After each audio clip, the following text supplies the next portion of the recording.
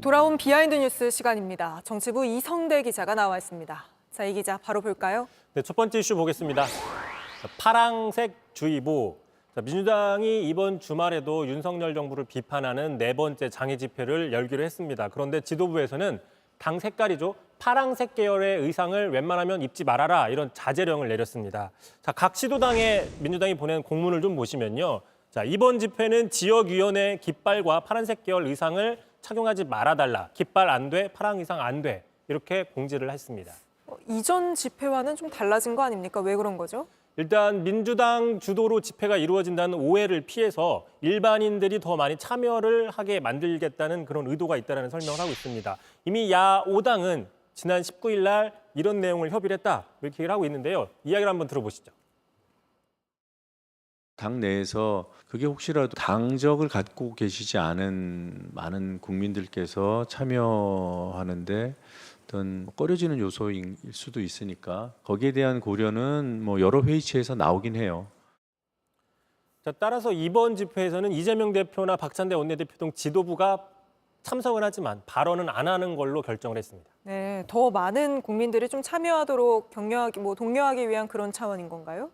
이렇게 설명을 했지만 또 다른 이면에는 다른 이유가 있는 게 아니냐, 이런 분석도 나오는 게요. 네. 지금 정치권 안팎에서는 그 회차가 거듭될수록 인원들이 늘지 않고 있고, 그러다 보니 장외 집회의 동력이 좀 크게 붙지 않고 있다는 분석이 나오고 있습니다. 특히 이 대표가 지난주였죠. 1심 선고 이후에 이 장외 집회를 방탄으로 이용한다, 이런 비판이 야당에서 더 거세지고 있기 때문에 네. 이런 점들을 좀 염두에 둔 그런 부담도 있는 게 아니냐는 분석이 있습니다. 들어보시죠.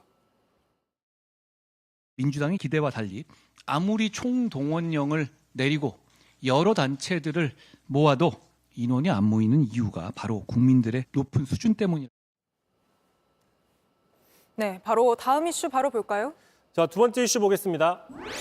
자, 민희진 대 국방부, 진짜 방탄입니다. 방탄소년단의 네. BTS 멤버 뷔가 지금 군복 중인데 때 아닌 특혜 논란이 일었습니다. 자, 휴대전화를 사용할 수 없는 새벽에 휴대전화 문자 메시지를 보낸 게 아니냐, 이런 주장이 나온 건데요. 바로 이 주장 민희진 어도어 전 대표가 한 겁니다. 들어보시죠. 뷔가 군대에서 가끔 전화를 하거든요. 아, 그래요? 너무 군대 있는 거 맞아? 할 정도로 건강하게 잘 있나요? 너무 잘 있고 막 제 생일날 새벽에 막 그 문자를 보내준 거예요. 군대에서 그랬어요? 생일 축하한다고.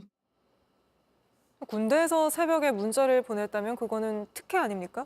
그렇습니다. 참고로 민희진 씨 생일이 지금 12월 16일이고 뷔가 입대한 게 지난해 12월 11일, 5일이 지난 시점입니다.